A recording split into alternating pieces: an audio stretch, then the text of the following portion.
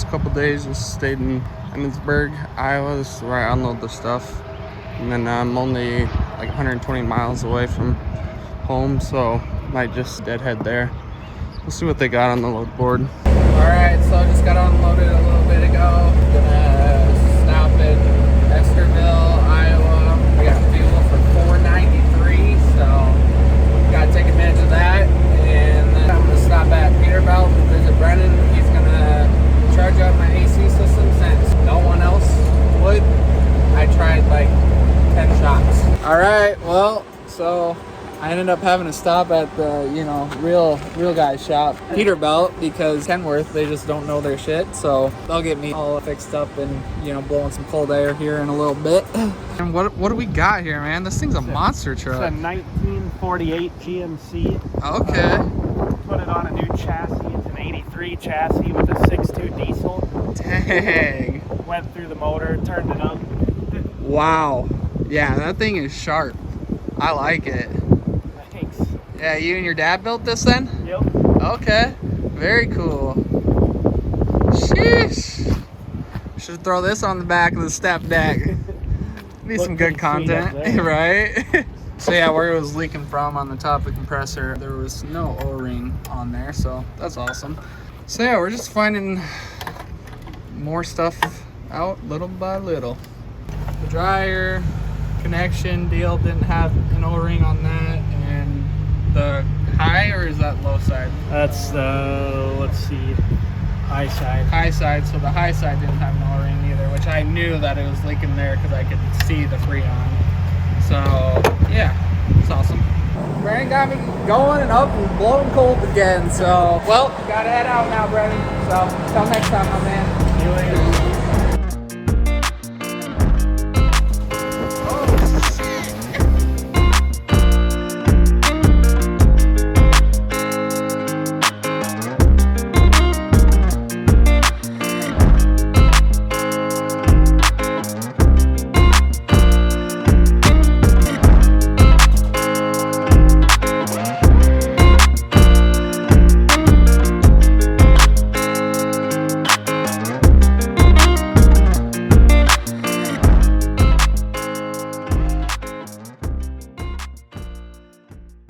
I had to stop by and drop off the belt that Gunner borrowed to me, and ended up getting a little present here, so nice. It says my name and everything on it. Where'd you get this?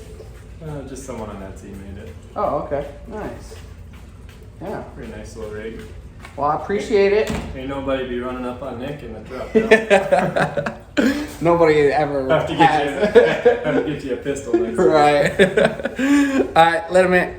I'm gonna do a little bit of tailing for Mom, and then help finish the shop. Darn it. Catch, girl.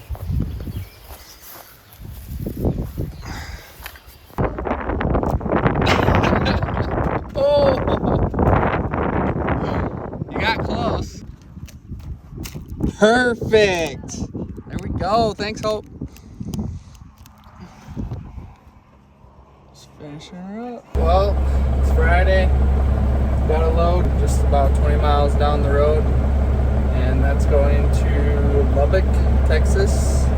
So I'll deliver that Monday. It's just a John Deere 8400 and a couple duals. So yeah, shouldn't be too bad. All right.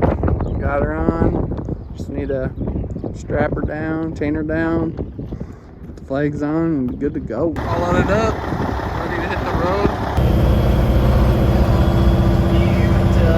Oh, it's by Yankton.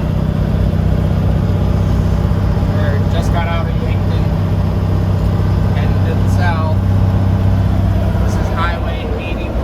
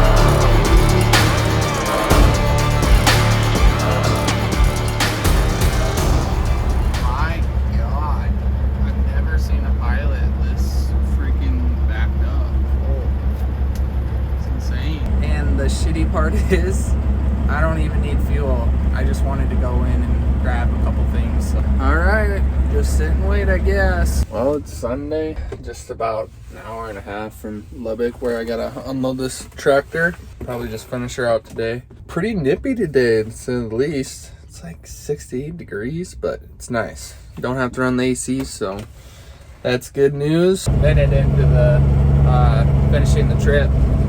There's a bridge that was 14.8, so I was like, man, I don't even want to risk it. Luckily, I found a road that I could turn on, and then I just looped around, and now I'm on this back road. Hopefully, bypass the bridge. Well, after messing around for about a half hour trying to figure out where this place was, we're here. So, made her. Just gotta wait till the morning to get unloaded. Be good to go. Alright guys, it's about 9 o'clock, and I'm gonna get unloaded here at John Deere in Loveland, Texas. Try to find a load after that. Right now I'm only seeing loads going to like Utah, so I might end up going to Utah, which sucks. So I'm gonna be back in the next couple days, but yeah, we'll see. If I gotta go to Utah, then I'm gonna go to Utah, and then hopefully just get a load from Utah back. All right, well, I was gonna take a load to Denver for like $2 a mile, just because I need to drop off some more footage for Brad and pay him too. So the load got taken, but there is a load going to Utah, so maybe I could take that one and just stop on the way. But I still want to get home for next week, so we'll just have to wait and see. Damn, son. That's right. All right, well, we're here in Midland, Texas. I got Christian here. He watches the YouTube and whatnot, so he decided to stop by and say what's up. Tell me a little bit about yourself. I'm out of Dallas. Okay. I work out here at the oil fields with the sand trucks. Nice. And I stay out here for about a month or so, then I go home. Okay. So I'm going home for about a week, hang out with the kids and the wife, and then come back and do it again. Nice. Sam, looks like you got a nice ride here. What you got here? It's a little RT, nothing special. Yeah. I mean, it's so clean. Yeah. How fast you go? I think 125 on it. Oh, yeah? Yeah. But I was running out of road, so. Right. Gotta take her to the track. I should have, man. Nice. All right, man. All right, cool. Peace. Got a load from Midland to Dusher, Utah or something like that. But yeah, it's just at 1,000 miles. Pays 4,700, so not bad. Just had a deadhead, I don't know, I'd say 3 hours now from where I unloaded in Loveland. Broker, she didn't tell me that, whoa, it's an hour south of Midland. Like, it is what it is, but still a decent rate to where it's worth it. So it's just some oil field equipment. Got an appointment at 11 o'clock, so about a half hour out. We'll get her loaded and head on to Utah. Well, good thing I didn't wash the truck. 5 miles of this shit. Man, not gonna lie, this road's a little rough. I wish I was recording because I really just got airborne. I just hope to God that I didn't break anything. Oh, man. My God. Yeah, I'm definitely breaking some shit. That's for sure. Yeah, if I don't have any damage, I definitely need to take her easy on the way out because this is not good on the truck. Man, she is a hot one. Oh, the truck still looks good, so I'm just gonna run her. So, of course, I get here hauling butt, just trying to make it for the appointment time, just because they said the appointments are very time sensitive. And anyways, I get here, there was one truck getting loaded at the time, and I was like, all right, yeah, that's fine, whatever. And then another truck that got loaded before needed to have some stuff rearranged, so then they had to rearrange him. And then when I'm up, they're like, oh, hey, it's lunchtime, so. But, oh well, as long as we can get there by Thursday, get unloaded, and hopefully get a load, and that would be nice. 2 hours later, boys back from lunch, get her loaded up.